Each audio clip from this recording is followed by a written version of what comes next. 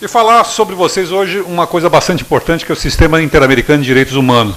É uma lacuna que existe, e essa lacuna é uma lacuna importante de ser preenchida por duas razões básicas. A primeira razão, porque representa um mercado efetivo de trabalho. E não é só mercado de trabalho no que diz respeito a direitos humanos.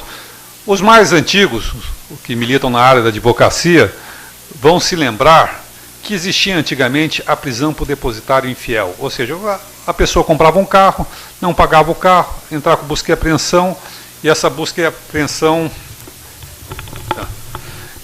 apreensão resultava, muitas das vezes, em prisão daquele depositário infiel, não é isso?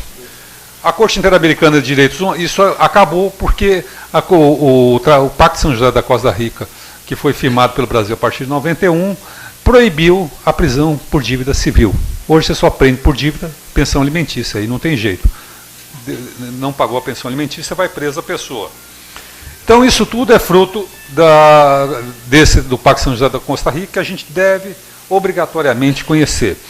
Eu aprendi direito estudando direito civil. Era ditadura, e na ditadura a Constituição tinha pouco valor. A partir de 1988, toda petição que as pessoas passaram a redigir tinha algum fundamento constitucional. O fundamento de validade do direito onde se apoiava era na Constituição Federal. E hoje eu ousaria dizer o seguinte: doravante, o advogado que não conhecer de direitos humanos, em breve ele vai estar fora do mercado. Então nós vamos falar hoje sobre isso. A minha proposta hoje é fazer uma introdução muito rapidamente, fazer uma abordagem técnica do que é realmente o material sobre o qual a gente se debruça, uma análise de um caso prático, que vocês devem conhecer as consequências desse caso prático, a gente chegar lá, um roteiro para vocês, se vocês um dia quiserem entrar com uma ação, e as conclusões que nós chegamos. Depois, se a gente der, quem tiver dúvida, a gente bate um papo rápido aqui. Minha proposta é falar isso aqui, hoje são 7h30, a gente falar isso em 50 minutos, 1 hora, dependendo aí do nosso ritmo. Só peço que aqueles que quiserem fazer perguntas, fazer ao final, porque senão a gente vai interromper, como tem muita gente, a gente perde um pouco a dinâmica hoje. A introdução que eu vou dizer é o seguinte: o direito que a gente milita é o direito do romano-germânico, o direito da codificação. O direito do sistema interamericano é um direito diferente, é um direito muito parecido, inspirado no common law, o direito norte-americano. É um direito jurisprudencial. Então, aquela ideia que nós temos de montar uma petição inicial que fala os fatos, o direito e o pedido, fundamentando em jurisprudência, decisões, neste caso da Corte Interamericana é completamente diferente. Talvez seja mais simples, talvez seja mais complicado. O modo pelo qual os senhores têm que estudar o direito da Corte, o Pacto de São José da Costa Rica, as aplicações práticas disso aqui, se dá no plano da leitura de jurisprudência. Era como se fora uma escola de direito norte-americano, estudar os precedentes judiciais, o que aconteceu, tudo mais. Então, todas as decisões, vocês pegam uma decisão da Corte Interamericana, vocês vão ver que ela está toda fundamentada em casos anteriores, e assim sucessivamente. Então, a abordagem técnica, a gente vai começar, essa é a breve introdução, esse aviso, que a gente vai entrar num ramo novo, um campo novo do direito, ok? Bom, da onde que nasce o Sistema Interamericano de Direitos Humanos? O Sistema Interamericano de Direitos Humanos nasce a partir de 1948. Vocês sabem que em 10 de dezembro de 1948 foi proclamada a Carta de São Francisco, a Declaração Universal dos Direitos Humanos. Mas antes disso, antes dessa declaração, nas Américas já havia um movimento muito forte de direitos humanos e foi constituída a Organização dos Estados Americanos. Foi constituída a Comissão Interamericana de Direitos Humanos. Posteriormente, em 1969, foi feito o Pacto de São José da Costa Rica, estabelecida a Comissão de Direitos Humanos, a Corte Interamericana de Direitos Humanos, que julga os casos. Em novembro de 69, em São José da Costa Rica, foi feita a conferência especializada e entrou em vigor em julho de 1978. O Brasil só foi aderir a esta convenção a partir de 1991. Por quê? Porque até 1985 no país havia uma ditadura. Essa ditadura foi suplantada por um governo civil de José Sarney, que fez a Assembleia Nacional Constituinte, um Congresso Constituinte, e no governo Fernando Collor, esse tratado ele foi ratificado. Então é muito importante ter essa noção, que a Corte Interamericana de Direitos Humanos, a Comissão Interamericana, o Sistema Interamericano de Direitos Humanos, ele é pioneiro no mundo, antes mesmo da Declaração Universal. E nasce em 1948, no contexto da Guerra Fria. Por que nasce a OEA? foi o contexto de confrontação entre o comunismo e o capitalismo. Os Estados Unidos, que consideravam a América Latina sua reserva natural, com medo da assunção de forças comunistas, aqui nos países da região, constituiu essa organização. E essa organização sempre foi muito focada, pioneiramente, na questão de direitos humanos, embora, algumas das vezes, possa ter ido para cá ou para lá. E logo na introdução da convenção, diz o seguinte: os Estados desta convenção se comprometem a respeitar os direitos e liberdades nela reconhecidos e a garantir seu livre e pleno exercício a toda pessoa que está sujeita à sua jurisdição, sem qualquer discriminação. Quer dizer que todos os países signatários dessa convenção, qualquer pessoa, eu, vocês, qualquer pessoa, sendo brasileiro ou não, pode reclamar na Corte Interamericana. Vocês devem estar acompanhando a questão dos médicos cubanos aqui no Brasil. Muito rapidamente, veja bem, e a gente vai analisar isso depois, mas eu quero crer que muito rapidamente essa denúncia, que se baseia em duas coisas. A denúncia do CRM, que a falta da validação do registro profissional, mas principalmente a apropriação do salário deles, vai ser levada à Comissão Interamericana de Direitos Humanos. A gente vai ver aqui porque eu estou dizendo, o porquê disso, né? A convenção, essa convenção de direitos humanos, fala de direitos econômicos é direito a salário, por exemplo, previdência social, direitos sociais, cultura e culturais, enfim. E essa convenção, ela tem duplicidade, ela trata da Comissão Interamericana de Direitos Humanos e a Corte Interamericana. E é importante entender o que é a Comissão Interamericana, o que é a Corte Interamericana. Só para vocês saberem, a Comissão Interamericana, ela fica em... A Comissão Interamericana de Direitos Humanos, ela fica sediada em Washington. E a Corte Interamericana de Direitos Humanos fica sediada na Costa Rica. São dois organismos completamente distintos, embora ligados um ao outro, como nós vamos ver. Desculpe. Bom, a Comissão Interamericana de Direitos Humanos é uma das duas entidades que integram o Sistema Interamericano de Proteção dos Direitos Humanos, junto à Corte Interamericana de Direitos Humanos, tendo sua sede em Washington. A comissão compõe 7 juristas eleitos por mérito e títulos pessoais, e não como representante de nenhum governo. Significa dizer o seguinte: essa corte, ela fica em Washington, muito próxima à Casa Branca. As pessoas que são lá indicadas são pessoas indicadas por governo, mas não devem satisfação. Ela já foi presidida por um brasileiro, o Cansado Trindade, e o Cansado Trindade, embora brasileiro, embora indicado pelo governo brasileiro, ele tinha total independência em relação ao governo. E todos os 7 juízes de lá têm completa independência. E ele é um órgão da Organização dos Estados Americanos, criado para promover a observância e defesa de direitos humanos, além de servir como instância consultiva dessa matéria. Foi o que eu disse. Se nós tivermos que fazer uma denúncia, se alguma entidade quiser fazer uma denúncia em relação a esses médicos que estão sendo chamados médicos escravos, desculpe, eu estou falando a expressão que está aí nas mídias sociais, eu não vou entrar nessa polêmica agora, embora tenha uma opinião bastante firme sobre isso.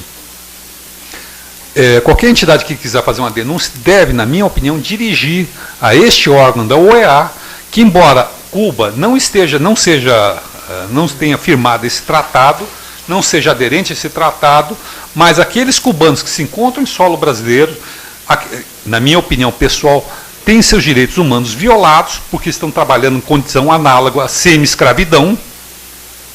Então, a OEA pode fazer essa denúncia, ela pode mandar uma missão para verificar, ela pode fazer uma condenação ao governo brasileiro, enfim, pode tomar qualquer atitude.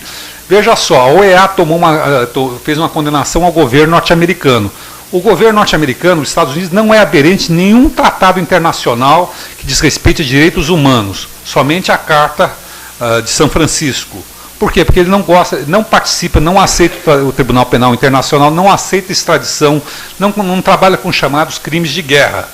Então, como existem sanções, ele não aceita. Mesmo não aceitando as sanções, as condenações, Os Estados Unidos foi condenado recentemente pela Organização de Direitos, pela OEA, pela Comissão, por manter em Cuba, um país também que não faz parte do sistema interamericano de direitos humanos, manter em Cuba a base de Guantánamo, onde ocorre tortura, assassinato de presos da guerra do Iraque, Afeganistão, Al-Qaeda, enfim, tudo isso que vocês estão. Então você vê que a jurisdição é a jurisdição das Américas.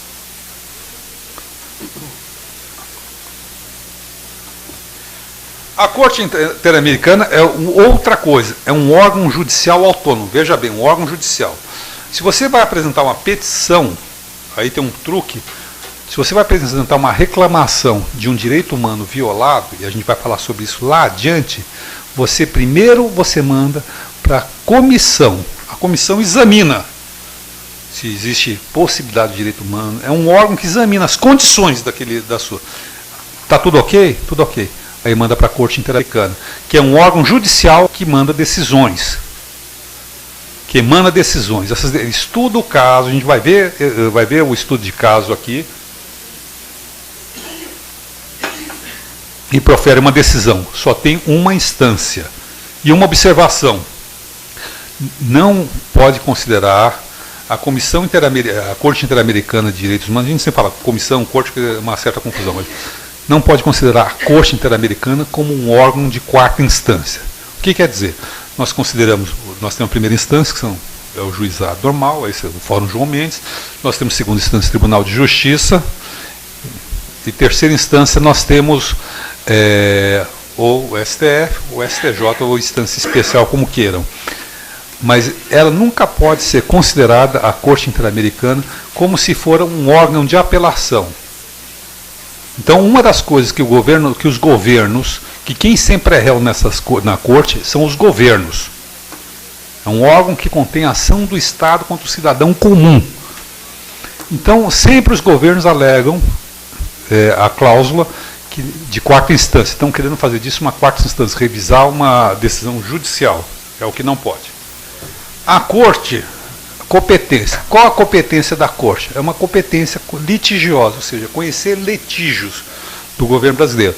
Litígio que foi conhecido que Maria da Penha. Maria da Penha era uma senhora, que vocês conhecem bem a história, ela era maltratada pelo marido, ela entrou com queixas, ela era espancada, foi lesionada pelo marido, ela entrou com diversas queixas, com processos judiciais, o governo brasileiro não deu bola.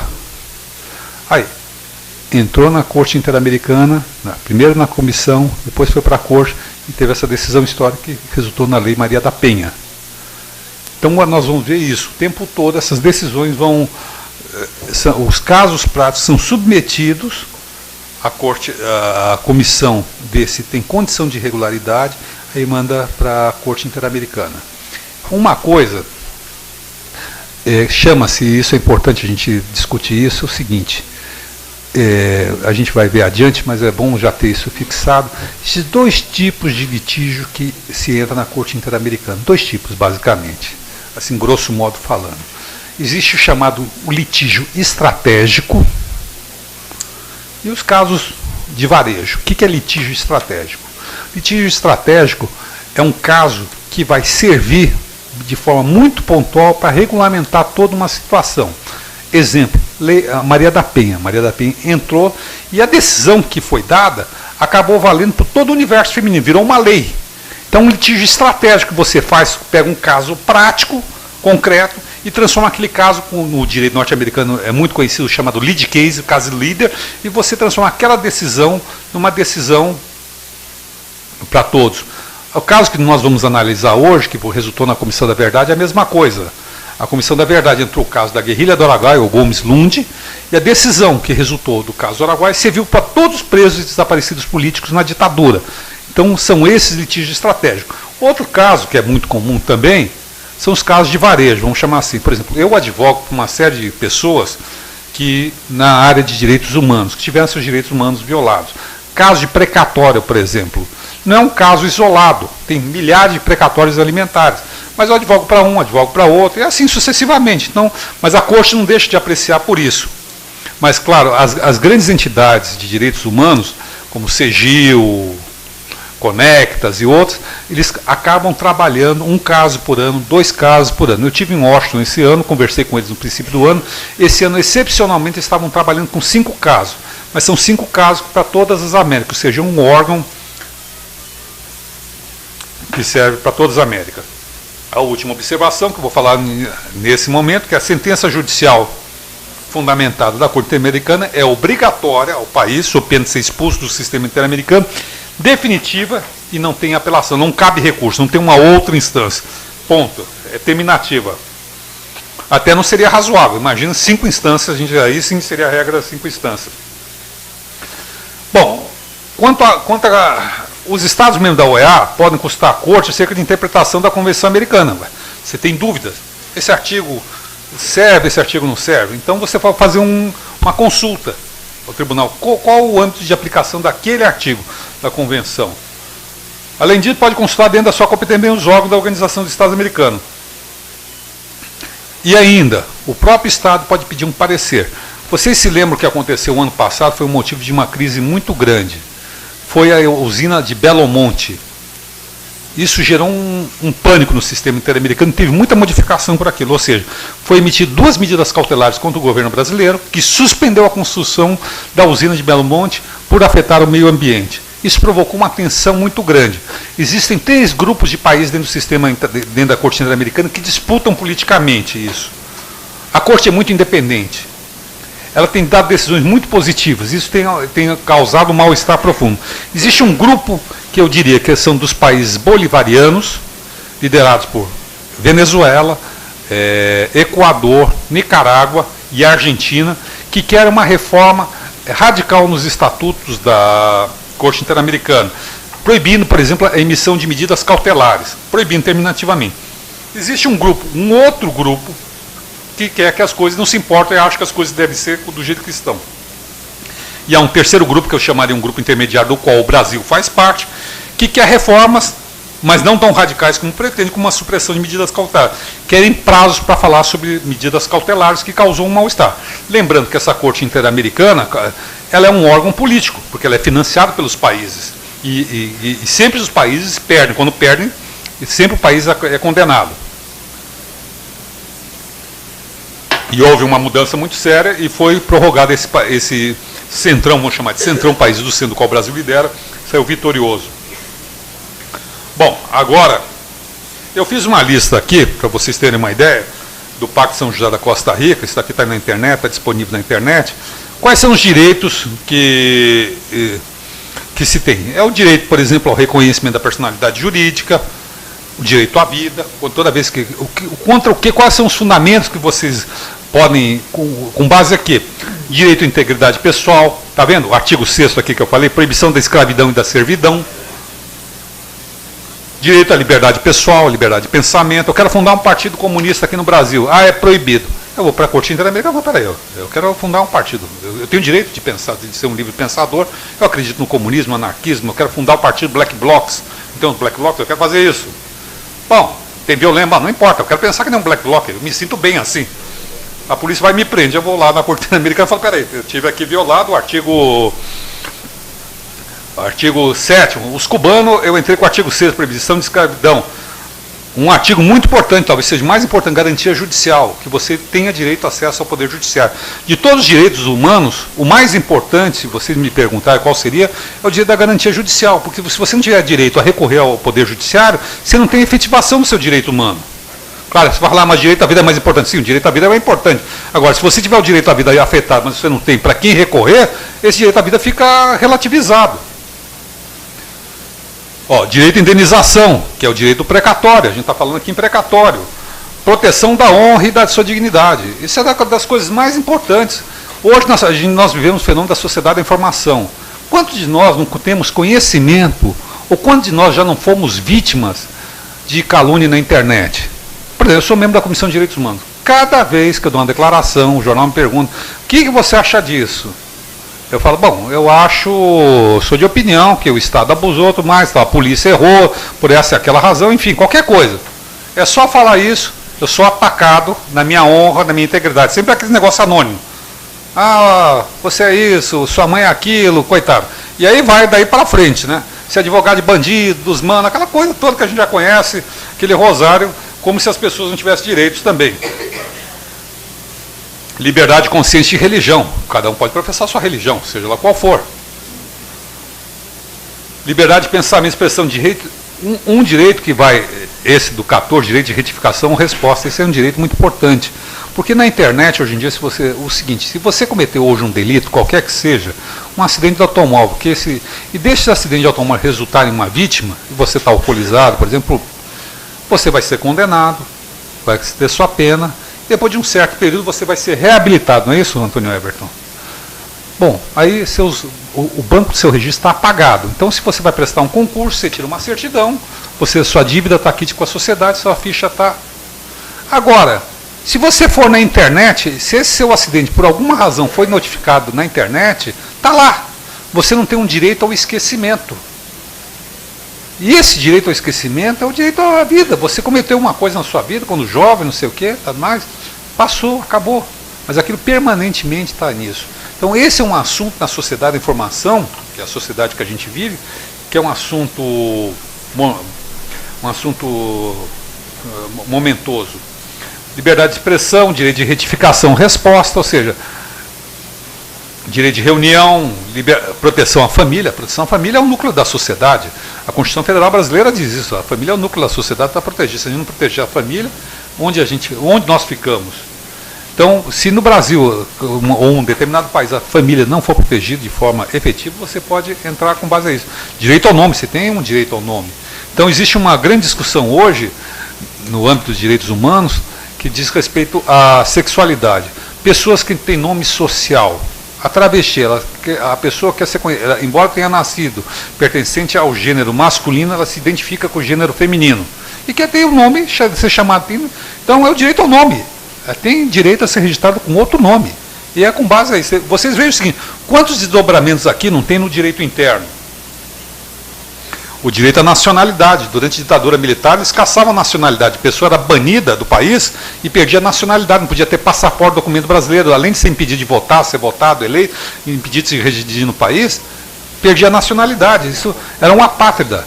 O direito à nacionalidade importa em você ter passaporte, se locomover para o mundo, ser um cidadão. Direito de circulação, residência, político, igualdade perante a lei, proteção judicial, enfim. Essa aqui é uma lista, e dentro dessa lista tem a interpretação.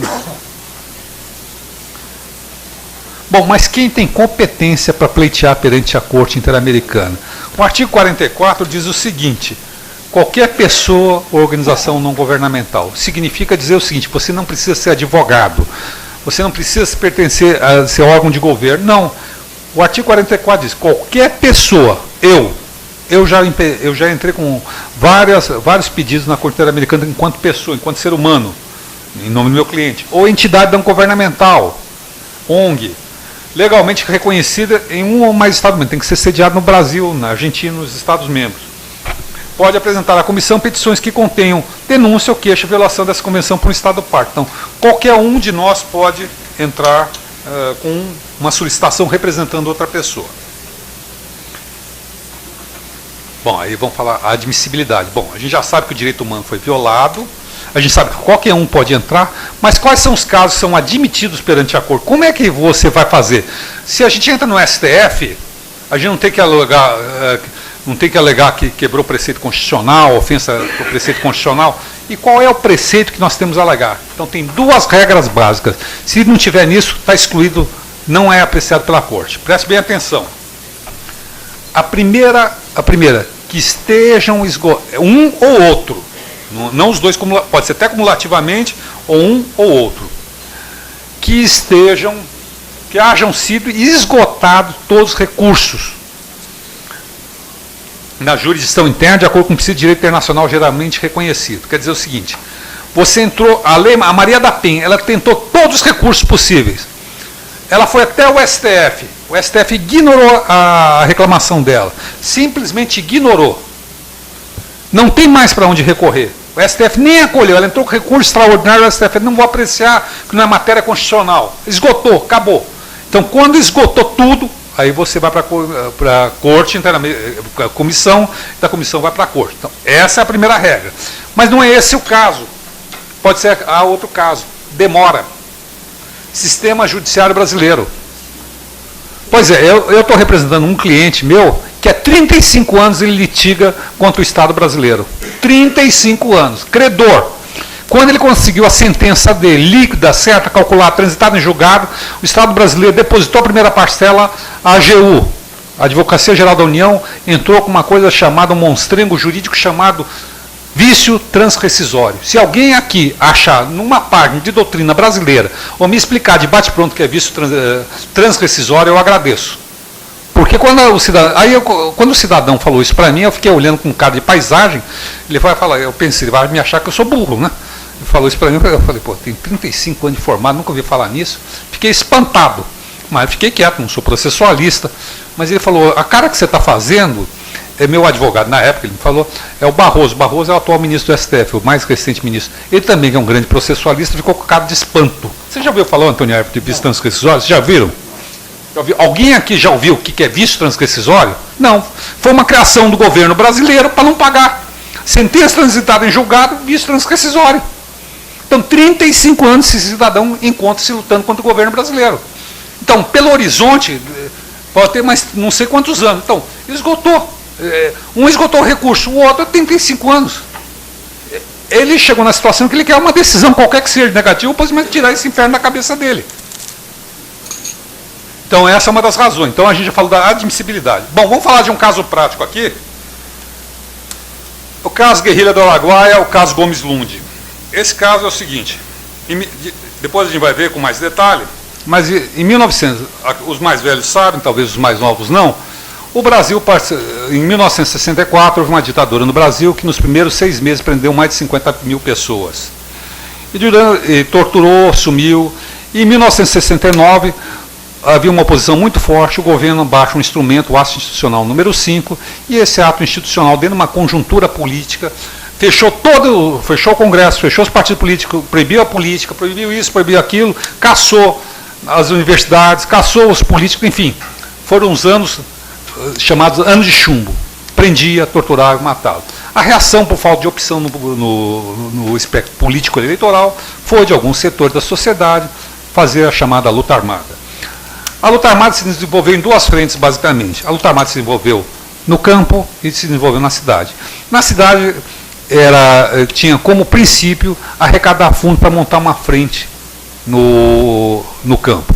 Quem tentou fazer isso, fazer uma guerrilha no campo, foi primeiro Carlos Lamarca, no Vale da Ribeira, conheceu o Vale da Ribeira, depois ele foi para a Bahia, para o interior da Bahia, inspirado talvez no exemplo que foi Mao Tse Tung, que era muito presente naquele momento, ou Serra Maestra em Cuba. Houve uma tentativa também de Carlos Marighella, fundou a Aliança Libertadora Nacional. Ele tentou também, ele queria fazer na mesma região do Araguaia, ele pretendia fazer uma coluna guerrilheira lá, através de assaltos a bancos, financiar o Exército Popular. E houve uma organização chamada Partido Comunista do Brasil, PCdoB, cujo ministro hoje é o Aldo Rebelo, vocês conhecem da imprensa, é o ministro do Esporte. A organização a qual ele pertence fez um foco guerrilheiro no Araguaia e para lá enviou 3 colunas de guerrilheiros, 70 guerrilheiros. E a partir de 1972, o governo, que já sabia, prende um militante, ele sabia que existia uma movimentação, mas não identificava aonde, prende um guerrilheiro, prende um comunista, tortura esse comunista, e de alguma forma esse comunista fala alguma informação e acaba se dirigindo ao Araguaia e é deflagrado uma luta. No Araguaia é uma luta desigual. 10 mil soldados de um lado e 70 guerrilheiros do outro. Evidentemente, esses guerreiros foram mortos, massacrados, desaparecidos. Essa é a história da guerrilha do Araguaia, em breve resumo. A partir de 1979, 80, os familiares das pessoas desapareciam, porque a técnica era matar e desaparecer com o corpo, pediram o corpo de volta. E desde 1979 até o ano 2000, essas pessoas não tiveram seu direito reconhecido, embora todas, e até hoje não foi reconhecido, e até hoje a guerrilha do Araguaia não se sabe o paradeiro daqueles familiares, de pessoas que morreram. Acharam ossadas, acharam isso, aquilo outro, mas queimaram, enfim. Então, o CEGIL, Centro de Justiça Internacional, entrou com o caso da guerrilha do Araguaia, embora ainda tivesse transcorrendo no Brasil. Sobre que alegação? Demora no tempo. Então a Corte Interamericana se declarou competente para analisar o caso guerrilha do Araguaia. Admissibilidade. A decisão fala, com base no exposto acima, é uma decisão de 360 páginas, eu peguei os pontos principais, senão a gente ficaria aqui. Na verdade, isso é um curso. Pegar essa petição aí, a gente faria um curso de 1 ano com isso, tranquilamente, numa universidade não veríamos todos os aspectos. A Corte entende que ela pode admitir o caso da guerrilha do Araguaia. Pelo quê? Houve violação de direitos humanos, e no sistema interamericano existe uma figura que a gente vai falar sobre anistia, que ela não tem prescrição. Em relação às pessoas desaparecidas, nunca ocorre prescrição. Porque cada vez que aquela pessoa não retorna à sua casa, renova-se, é uma prescrição aquisitiva, ela se renova, sempre ela está se renovando. É um crime continuado, um crime lesa humanidade, imprescritível e não passível de anistia. Então, primeira coisa, o direito à integridade, à vida, nós vamos ver onde eles alegaram isso. Então foi admitido na Corte Interamericana. Primeiro, pelo direito violado, o Pacto de São José da Costa recobre aquilo, e segundo, pela demora em tempo do governo brasileiro dar uma resposta às vítimas daquele caso. Prova. A prova que a Corte Interamericana, ela fala o seguinte, com base no estabelecido nos artigos 46, 47 e 50 do regulamento, e bem como a jurisprudência, a Corte examinará e avaliará os elementos probatórios. Quais são esses documentos? Documentos remetidos pelas partes, testemunhos, pareceres periciais, enfim, admite toda a prova em direito. Toda a prova em direito. Testemunha, prova documental, jornal de época, site de internet, enfim, tudo que houver uma repercussão é admitido como prova pericial, inclusive o amicus curiae também, que é bastante utilizado lá. Bom, primeira coisa, primeiro item da decisão, aí a gente vai para o histórico da decisão. Quais foram os direitos reconhecidos? O direito ao reconhecimento da personalidade jurídica, a vida, a integridade e a liberdade pessoal em relação às obrigações de respeitar e garantir os direitos. Então a Corte Interamericana entendeu que esses direitos foram violados pelo Estado brasileiro, quando prendeu aqueles combatentes da guerrilha do Araguaia com vida, que a maioria deles foram presos com vida, foram executados, seus cadáveres foram sumidos e nenhuma satisfação foi dada à família. Então o direito base, direito à personalidade jurídica, nesse sentido que eu estou falando, foi negado pelo Estado brasileiro, que sequer, até hoje, deu uma certidão de óbito, genérica, mas não deu uma certidão de óbito dizendo em que local, em que condições aquela pessoa foi desaparecida. Lembrando que somente este ano, após a Comissão da Verdade ter feito, a Comissão Nacional da Verdade, que é decorrente da guerrilha do Araguaia, o caso Vladimir Herzog, jornalista Vladimir Herzog, que foi torturado em 1976 e morto nas dependências do AICOD, ali na rua Tutóia, em São Paulo, teve o atestado de óbito como causa da morte, tortura, nas dependências do estabelecimento do Estado. Talvez seja uma coisa muito difícil para nós que não tenhamos, ou alguns de nós, não tenhamos tido um parente nosso morto. Mas todas as pessoas têm direito a prantear, a chorar e lamentar, que fazer um rito de passagem, você enterrar, cremar seus entes queridos. É como a pessoa é batizada, ela é recebida quando nasce, é recebida na vida. Qual é o sentido do batismo? É ser recebida em vida pela família, na religião católica, na tradição católica. O enterro também, chorar seu morto, faz também. Você ver seu morto, o seu ente querido, você saber o destino dele, também fala, quebrar o vínculo afetivo. E essas famílias que tiveram essas pessoas queridas desaparecidas, muitas e muitas vezes recebiam telefonemas de madrugada, seu filho está aqui conosco, seu filho foi visto isso, embora já tivesse morto. Por quê? Eram pessoas, a gente vivia num estado policial, e as pessoas sofreram muito com isso, e sofrem muito com isso até hoje. Recentemente eu tive um contato com a família de uma pessoa, e a irmã de um desaparecido político, eu chamei ela para vir aqui, para falar com a gente, enfim, ser feita uma homenagem ao irmão, ela não sequer me atendeu o telefone. Eu tive que falar com uma pessoa, e essa pessoa levou a ela e nem me retornou a ligação. Porque é uma coisa muito difícil para as pessoas isso. Imagina você perder uma pessoa, é que nem desaparecer uma pessoa da sua casa. É uma coisa terrível. E é isso que a Corte, nós estamos falando disso. Do direito a você chorar seus mortos. É isso, uma coisa simples como isso. Que parece uma coisa relativa, banal, mas não é. Aí. Fatos relacionados com os desaparecimentos forçados. Aqui, ó, é exatamente aquela história que eu falei para vocês.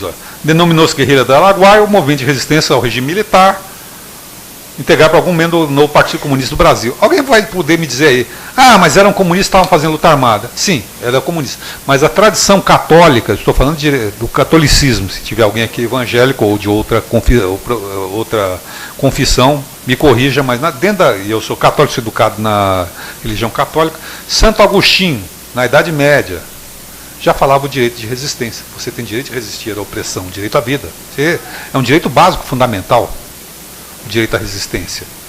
Então, se o ponto de vista, se do ponto de vista político a gente não concorda com o que esses moços fizeram, do ponto de vista religioso a gente tem que concordar. E mesmo que a gente não concordar, eles pelo menos pagaram com a vida deles. No mínimo que a gente pode dizer é o seguinte, eles tinham uma crença e pagaram com a vida deles. Qual é o dever do Estado fazer?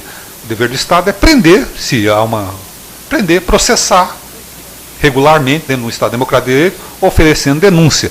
Nós recentemente aqui na OAB, ali na Avenida Brigadeiro, vocês devem ter visto isso, onde era o Tribunal da Justiça Militar, nós tombamos.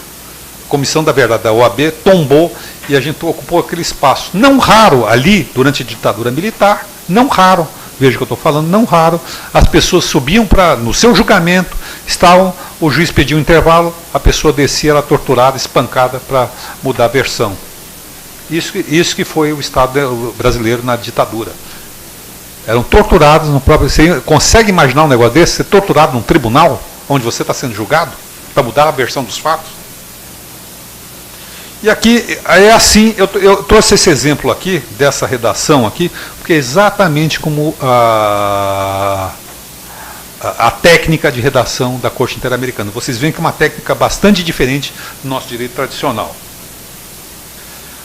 Caso ainda, ele fala direito ao reconhecimento da personalidade jurídica, a vida, a integridade e a liberdade pessoal. E divide assim, alegação das partes. Houve o governo brasileiro, houve as famílias representando. Fatos relacionados ao desaparecimento forçado. Aí fala, na tal circunstância, fulano desapareceu, aí vai fazendo a narrativa, vai construindo toda essa narrativa. Aí, C, aí vai para uma apreciação jurídica. O desaparecimento forçado como violação múltipla e continuada de direitos humanos e os deveres de respeito e garantia. Ou seja, neste item e em várias outras conclusões, nós vamos ver o seguinte, aqui está batendo, sabe aonde? Está querendo dizer o seguinte, aquela anistia de 1978, que os militares se apegam, houve anistia para os dois lados? Não, não. Porque foi cometido crime contra a humanidade, desaparecimento forçado, tortura. Esse crime é imprescritível. Tanto isso é verdade que eu estou dizendo, tanto isso é verdade, não é invenção nova isso, que os nazistas, no Tribunal de Nuremberg, foram condenados e não existiu crime de genocídio, não existiu crime de desaparecimento forçado, nenhuma legislação. Foi uma construção doutrinária baseada no direito natural. E considerada imprescritível, porque todos chegavam e alegavam, os nazistas alegavam, não, eu não cometi nenhum crime, a lei determinava que eu fizesse isso. Essa foi a defesa do Eichmann em Jerusalém, que a Hannah Arendt falou a banalização do mal, dizia não, e foi considerado imprescritível. Se hoje um nazista que foi com 90 e poucos anos, e há casos como esse, estiver andando na rua, for reconhecido, é preso, ele é processado, porque o crime dele, embora tenha acontecido há 70, 60 anos atrás, foi um crime contra a humanidade, um crime continuado, imprescritível. Então, anistias dadas nesse sentido não são válidas. O STF, que é o guardião da Constituição Federal, embora tenha dito que a anistia é válida, é constitucional, nessa decisão tem um ponto bastante claro que fala, embora o Supremo Tribunal Federal Brasileiro tenha dito que a anistia é constitucional, está de acordo com a legislação brasileira, não se coaduna com os termos da Comissão da Corte Interamericana de Direitos Humanos. E por último, falo de desaparecimento forçado dos integrantes da guerrilha do Araguaia. Uma coisa que vocês têm um pouco, só fazer essa observação, vocês vão ver que eu vou me repetir um pouco aqui, mas é próprio do sistema do common law, da jurisprudência, quer seja em decisões, quer seja em tratados, se repetir muito. Então, se vocês pegarem, hoje em dia está muito em moda, vocês vão ver contratos internacionais que são traduzidos e adaptados ao direito brasileiro. Então, é uma repetição. Se vocês lerem em inglês, tudo bem, se vocês lerem em português, vocês vão ver que é uma repetição o tempo inteiro. Então, isso acaba acontecendo nas decisões, que elas se repetem um pouco em certos aspectos. Direito à garantia judicial e à proteção judicial. Foi o que eu falei. Esse é um direito, dos direitos humanos, é o direito mais fundamental, senão você não efetiva os direitos humanos. Então, A sistemática é a mesma coisa, a alegação das partes. Houve Estado brasileiro, houve o CGIL, fatos relacionados com a lei de anistia. Nós estamos falando, olha, lei de anistia. Porque a lei de anistia deixou de processar os torturadores do Estado brasileiro. Foi entregue naquela época, em 1976, 77, para um grupo hoje, que são um deles é advogado, doutor Aton Fonfilho. Você conhece o doutor Aton? Você deve conhecer, o Fon. Bom, foi entregue uma lista de 233 torturadores. Esses torturadores foram anistiados. Recentemente, aquele coronel, o Brilhante Ustra, foi condenado pelo Tribunal de Justiça de São Paulo numa ação declaratória, que o declarou como torturador. Então, a lei de anistia, embora essa decisão tenha, ainda vai ser um problema que o Brasil vai enfrentar. A obrigação de investigar, e se for o caso, punir violações de direitos humanos e direito internacional. É o que eu estou dizendo. Já está investigando, a Comissão Nacional da Verdade está fazendo isso. O país inteiro está fazendo uma série de investigações, vários fatos têm surgido, vocês acompanham. Outro ponto que nesse caso fala, incompatibilidade das anistias relativas às graves violações de direitos humanos com o direito internacional, ou seja, o direito internacional não admite anistia. Não admite anistia nos crimes considerados continuados. Outra coisa, direito à liberdade de pensamento, então ele vai analisando por tópicos essa decisão. Direito à liberdade de pensamento, de expressão e as garantias judiciais e a proteção judicial. É a mesma coisa, alegação das partes, fatos relativos ao acesso de informação, ou seja, havia uma ditadura que proibia você informar, as pessoas desapareciam, você não era informado. Então, não tinha um instrumento chamado habeas corpus na ditadura. Então, o que os advogados inventaram? Inventaram o habeas corpus com outro nome, pedido de informação. Então entrava, uma pessoa era presa, para essa pessoa não desaparecer nos porões da ditadura, não ser assassinada, fazia um pedido de informação com o nome dessa pessoa. Garantia o quê? Para os torturadores, os assassinos do exército, da polícia, falam, bom, a gente não pode matar esse pessoal porque lá fora já estão sabendo que essa pessoa está com vida, entrou aqui com vida. Então isso ajudou muito. Mas nesse caso aconteceu, imagina hoje o seguinte, hoje se é inacessível o Araguaia, hoje, imagina naquela época onde a floresta não existia transamazônica, não existia nada ali naquele lugar. Fala ações judiciais, prazo da ação ordinária, marco normativo. Ação ordinária está se referindo à ação ordinária aqui no Brasil que foi ingressada, que foi aquela ação que eu falei que entrou a partir de 78, 77, entrou. Reparações. Bom, a decisão, ela condena. Bom, e daí? Qual a condenação? Tem que fazer reparações. E que reparações são essas? Reparações em dinheiro para as famílias, estabelecimento de uma Comissão Nacional da Verdade, a publicação do Estado brasileiro em jornais de grande circulação admitindo a culpa, disciplina, essa vai ser difícil, estão tentando fazer, mas vai ser difícil, já está dando problema. Introduzir no currículo da academia, da AMAN, a disciplina de direitos humanos, enfocando o período da ditadura, a mãe escola preparatória de cadeia do Exército. E dar punição aos torturadores. É uma lista muito grande, mas, ou seja, toda vez que você entra, a gente vai ver, eu fiz um roteirinho para vocês vão ver a técnica todinha, você tem que pedir alguma coisa. Qual é o pedido? O que você quer ser reparado? Então, fazer um pronunciamento em rede nacional, já foi feito, isso, aquilo, e outras coisas que você vai pedir. Agora, eu acho importante, a gente já está chegando ao fim dessa parte teórica, vamos para a parte prática. Esse é um voto em apartado, dado pelo juiz, ele pode fazer isso, tem um voto 360 páginas, tem um voto 5 páginas, que eu peguei 2 pontos que eu acho interessante no voto ad hoc, fundamentado do juiz Roberto Figueiredo Caldas. É em português a decisão. Ele fala o seguinte: finalmente é prudente lembrar que a jurisprudência, jurisprudência, olha como é importante jurisprudência, conhecimento do caso. O costume e a doutrina internacionais consagram que nenhuma lei ou norma de direito interno, tais como as disposições acerca da anistia, está falando da anistia brasileira, as normas de prescrição e outras excludentes de punibilidade devem impedir que o Estado cumpra sua obrigação inalienável de punir os crimes de lesa humanidade, por serem ele insuperável nas existências de um indivíduo agredido, nas memórias dos componentes do seu círculo social e nas transmissões por gerações de toda a humanidade. Recentemente, nós fizemos aqui, na Comissão de Direitos Humanos, nós fizemos uma visita ao DOI-CODE. O DOI-CODE, se vocês conhecem, onde fica, eu vou explicar onde fica o DOI-CODE. Tem a delegacia da Tutóia ali no Paraíso. Vocês conhecem a delegacia da Tutóia? Nos fundos dessa delegacia havia um centro de tortura. Nós conseguimos, havia um movimento, nós forçamos um pouco, conseguimos o tombamento daquilo ali. Ali vai se transformar no Museu da Memória, na Rota da Memória, em São Paulo. Nós fomos lá com a Comissão de Direitos Humanos, foram vários integrantes da Comissão de Direitos Humanos, nós fomos lá. E lá chegando, e fizemos nos acompanhar, olha só, nos acompanhar de pessoas, de presos políticos que lá estiveram.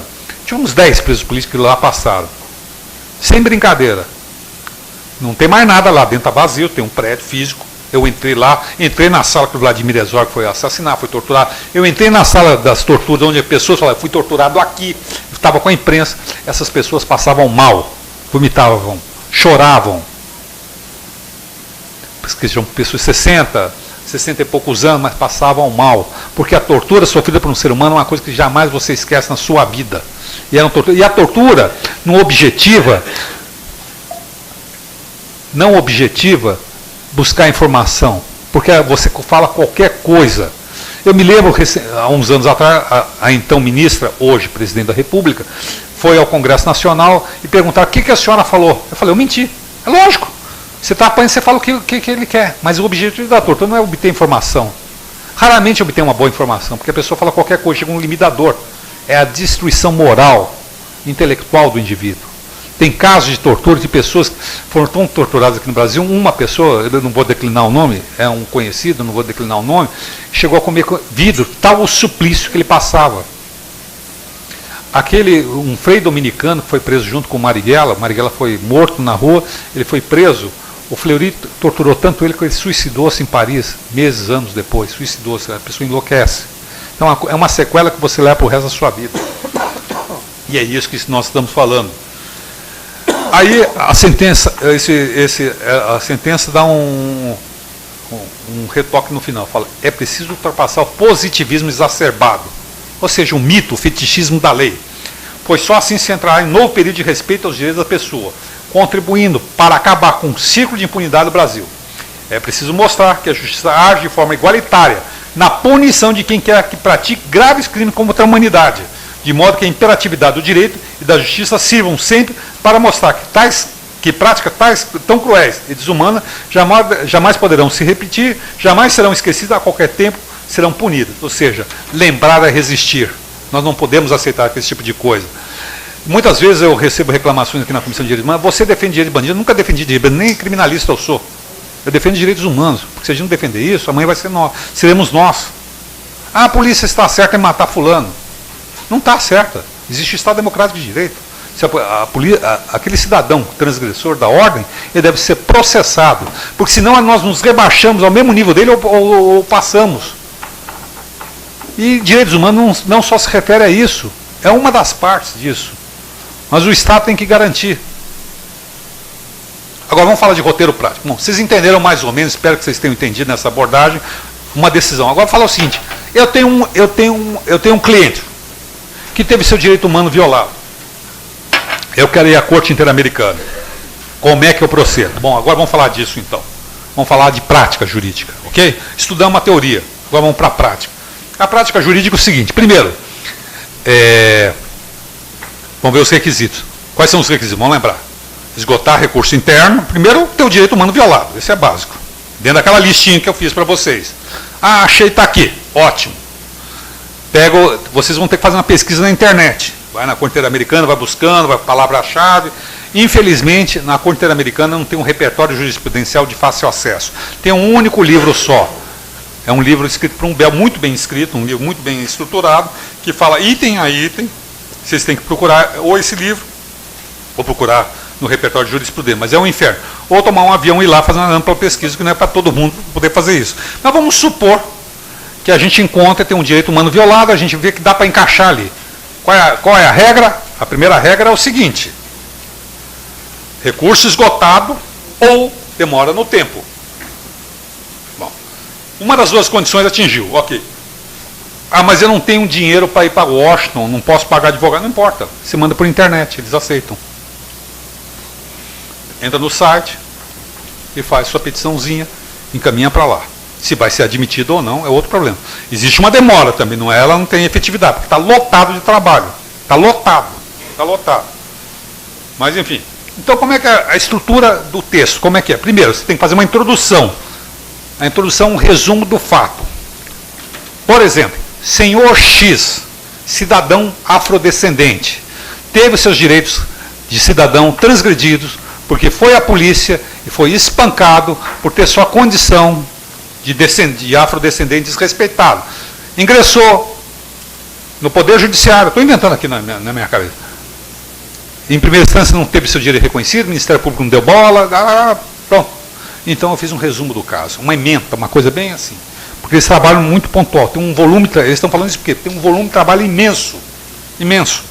Você tem uma outra coisa que é muito importante, lá é muito por meio eletrônico. Você tem que dar os contatos, você que é o peticionário, você tem que dar o seu nome, endereço, telefone, e-mail, entre outros. Então toda forma de comunicação que você puder dar, dê, porque eles respondem. Demora um pouco, às vezes, mas respondem. Pode ter certeza disso. Eles respondem. O contexto. Exposição da situação política, legal, econômica, social, cultural do caso. Vamos supor o seguinte, pegar um caso que me ocorreu, que está ocorrendo com certa frequência. Um cidadão é agredido na Paulista, está andando, um casal de pessoas do mesmo sexo está andando na Paulista, de mão dada, é agredido por um grupo de intolerância à condição sexual deles. Então nós temos que expor o caso, já fizemos aquela breve ementa, pequenininha, de começo, para eles darem uma olhada, para ver do que se trata, botamos nosso nome e endereço, e fala assim, no Brasil, aqui, né, no contexto da intolerância, do comportamento sexual, da diversidade sexual, foram agredidas isso. Esse é o contexto. Você tem que contar a história dentro de um contexto, dentro de um contexto histórico, econômico, de preconceito. Você tem que situar, tem que ter em mente que a pessoa que vai julgar isso não conhece o Brasil tão bem, não conhece a colônia, não é obrigado a conhecer todos os países e os costumes culturais que esses países têm. É que nem você chegar, você é turista, você chega num país pela primeira vez, você não sabe o costume, você nunca esteve lá. Então você tem que explicar essas coisas. Aí os fatos, a descrição sucinta, eles sempre pedem para fazer descrição sucinta. Porque existe hoje, com esse negócio de internet, de copiar, ou cortar, copiar e colar, que é um inferno. Até o tribunal aqui proíbe de você mandar, não tem um megabyte? Limite. Petição hoje tem um limite. Por quê? A pessoa pegava lá para reforçar, achava que está fazendo bem feito, está fazendo mal feito, porque o juiz não vai ler. Ele é um ser humano, ele também... Então manda um catapau, uma petição inicial, assim, 400 páginas. Que o cidadão pegou, copiou e colou, copiou e colou, copiou e colou. A mesma coisa que então eles pedem, imploram, pelo amor de Deus, seja sucinto. Nós temos milhares de casos para julgar. Se o seu é importante, tudo bem, a gente transforma isso nos casos, mas faça uma descrição sucinta dos fatos, o que aconteceu. Então um cidadão caminhava, João e José caminhavam de mão dadas na Avenida Paulista, foram espancados por ciclano, beltrano, tatano. O policial militar de plantão nada fez, tal. Aí entrou na delegacia, o delegado, é isso. Ser bem cronológico isso. Admissibilidade, incluir referência ao esgotamento dos recursos internos. Ou seja, ou esgotou, fala assim, esgotou os recursos, ou faz 20 anos que eu estou reclamando e ninguém dá bola para o meu carro. Faz 35 anos que o meu cliente reclamou. Importante, ali está escrito, litispendência. Vocês, ao entrar na Corte Interamericana, vocês não podem ter entrado em outro órgão internacional. Não admite litispendência internacional. Se você escolher a Corte Interamericana, é ela. Ah, vou entrar na ONU também. Então, perdeu. Ah, tem na ONU, não, perdeu. Não aceita. Não pode ter litispendência internacional, nesse caso aqui. Direito violado. Qual foi o direito violado? Todos são iguais. O artigo 5º da Constituição Federal. Qual o direito violado? De um casal que é agredido, de um afrodescendente que é ofendido, de uma criança que é torturada. A polícia leva para a Fundação Casa. Recentemente a gente viu o episódio da Fundação Casa. Crianças marginais, menores, infratores são espancados. Então, qual foi o direito violado? A gente naquela listinha, nós fazemos isso. Reparação e custo. Você tem que falar o que você quer. Bom, você me contou o fato de maneira resumida, você fez todo o passo a passo, mas o que você quer? Eu quero, uma manifestação da Corte, estou dando um exemplo, uma manifestação da Corte Interamericana de Direitos Humanos contra a intolerância sexual, da diversidade sexual. Segundo, que o governo brasileiro promova educação sexual nas escolas, admitindo a diversidade sexual. Terceiro, e assim sucessivamente. Você tem que formar, e quero uma indenização, quero que o governo brasileiro pague uma indenização, pague tratamento psicológico, psiquiátrico a fulano, beltrano, ciclano, além de uma reparação monetária. Por exemplo, a pessoa sofreu um tormento. O petitório, que eles chamam de petitório, é as conclusões finais, você faz uma conclusão de direito, reparações, custos, você volta. Uma coisa importante, as medidas cautelares. Se for necessário, você pede uma medida cautelar. Pessoa está presa, prazo está esgotado, ele está preso sem condenação judicial, por exemplo, faz 10 anos que o cidadão está aguardando um julgamento. Ele está com câncer, estou assim, indo no limite, precisa de um tratamento de saúde. Você interpõe, além do que vai demorar alguns anos, você interpõe uma medida cautelar pedindo a imediata libertação daquele cidadão. Por exemplo, isso. Ou no caso de Belo Monte, você pode fazer medida cautelar separado ou conjuntamente. Você tem que analisar a urgência do caso, idade, doença, sempre a urgência está, ou a pessoa está presa, sempre você tem que dar uma olhada nisso aí. Procuração, não é imprescindível, mas é bom. Você tem que ter, geralmente, eu quando faço, eu sempre pego procuração, porque para não parecer que eu estou litigando em meu nome. E se aquele cliente disser, não, você não me representa, porque isso acontece, isso na vida profissional de vocês vão ver, então sempre é bom você ter eles chamam em espanhol poder, mas sempre é bom você ter uma procuração. E as provas que você pretende, que você já tem ou que pretende produzir, que são provas, as provas, sentenças, resoluções, se você é possível incluir vídeo, recorte de imprensa e informe de organizações não governamentais. Então é isso. É uma coisa simples, mas é uma outra técnica jurídica. É um campo novo. Conclusão. Primeira conclusão que a gente chega é a eficácia do direito internacional dos direitos humanos. Foi o que eu disse. Na ditadura, eu entrei na escola em 1978 e os 5 anos de faculdade eu tinha direito civil. O professor pegava o livro, o Código Civil, e ficava lendo. Era uma coisa muito desmotivadora, na minha opinião. Ficava lendo. Então, toda a petição que nós fazíamos, nós éramos ensinados a incluir o direito civil, então, violado, direito em questão. Mas era muito chato aprender direito assim. Era desanimador. Foi assim com você também? Tá. Foi assim com você, Everton? O Everton já não lembra, já de outra geração. Quando o advento da Constituição Federal, a gente passou a fundamentar as petições brasileiras, aqui no Brasil, com um argumento, o artigo tal da Constituição encontra-se restos violados, direito à proteção ao meio ambiente, direito à educação, enfim, os vários direitos, as várias famílias de direito. Hoje, o direito humano torna nesse mundo globalizado, desprotegido, inseguro, a sociedade de risco, sociedade de informação, nunca como antes, embora exista um déficit de direitos humanos, nunca como antes esteve na agenda do dia a questão humanitária. Nós assistimos essa semana, e final de semana passado, o governo sírio, aparentemente, jogou um gás sarin contra a população. Causou uma comoção mundial isso. Os direitos humanos foram violados. Então está na pauta do dia a discussão disso, a proteção. Então o direito internacional, essa urgência entrou. E a demonstração clara é essa. Se vocês consultarem os sites da Corte Interamericana, vocês vão ver dezenas de condenações. O Peru, por exemplo, teve desaparecimento forçado, foi condenado na Corte Interamericana, estabeleceu a Comissão da Verdade, fez reparação, um caso chama Barrios Altos. No Uruguai tem um caso Guzmán, foi a mesma coisa, na Argentina a mesma coisa. Então, sucessivamente, esses países foram convulsionados e essas decisões têm demonstrado de maneira clara a eficácia do direito internacional dos direitos humanos. Essa é a primeira conclusão que a gente pode chegar aqui.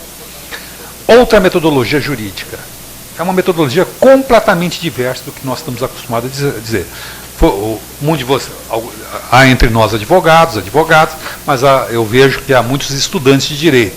E quando vocês irão prestar e certamente passarão no exame de ordem, que não é tão difícil, afinal de contas, assim, vocês vão responder uma prova múltipla lá e depois vão fazer uma peça, na segunda fase, uma peça escrita.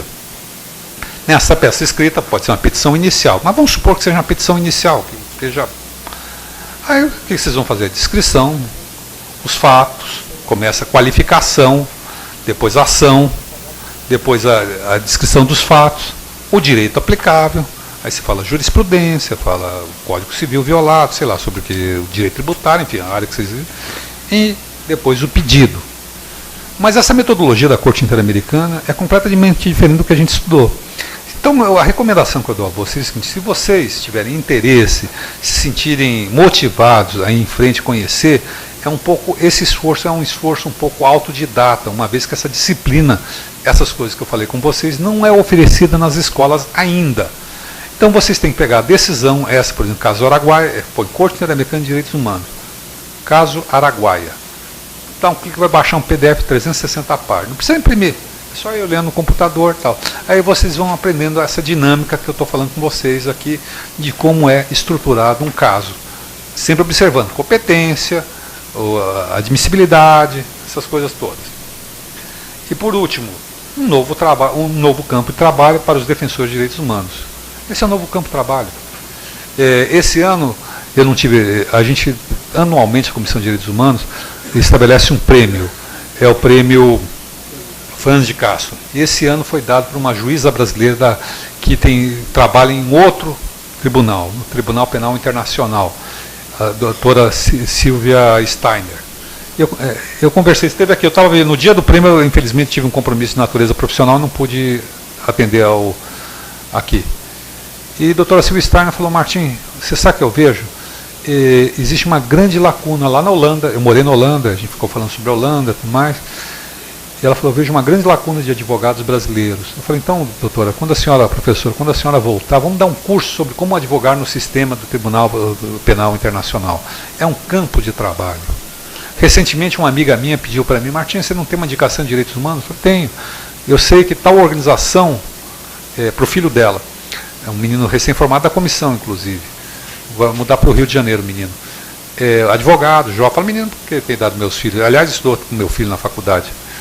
E ele vai atuar nesse campo aqui. Então existe hoje um campo muito grande, quer seja dentro de organizações não governamentais, quer seja como advogado, e também é um instrumental jurídico para vocês nas suas petições de direito interno. Porque não raras vezes, na minha advocacia, às vezes eu suscito, na tratadística internacional, uma violação a esse direito, e coloco nas petições. Os juízes ficam atentos, porque eles têm medo de passar vergonha também, cometer um deslize aí.